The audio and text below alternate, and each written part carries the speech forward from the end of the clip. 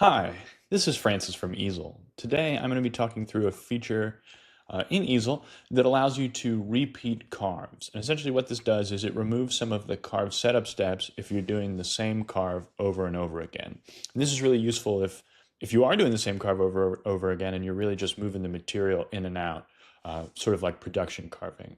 So we're going to kind of walk through what that menu looks like and then how to enable repeat carving. So here on the screen, I've just finished a carve. It's just completed, and so now I'm going to say it went great, and then exit out of the carve menu. With repeat carving, when I click on carve again, it'll give me a new window that pops up that says almost ready to cut.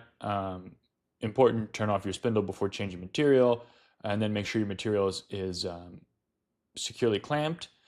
And then you'll have the option to disable repeat carving if you want to, and then you can either Z probe, or if you're ready to just jump back into carving, you can click on repeat carve, and then you'll get to the point where you're raising your bit, attaching your dust shoe, confirm all of that, spindles on, and then you can go right back to carving. So you're skipping a couple of those carve steps to make it just a little bit faster. To enable repeat carving, you'll click on Machine and then General Settings.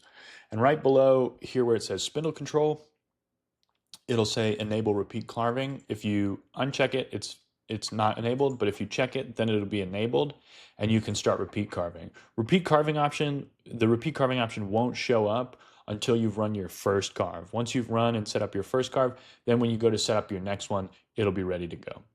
Have a wonderful day. To learn more, head over to easel.com.